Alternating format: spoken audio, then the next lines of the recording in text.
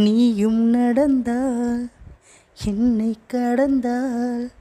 ஒரு பூங்காற்றை என் மேலே மோதும் சுகம் கண்ணை அசைத்தாய் மெல்ல இசைத்தாய் ஒரு பனிப்பாறை என்னுள்ளே தோன்றும் கணம் உன்னை சுற்றிடும் விண்கலமாகிறேன்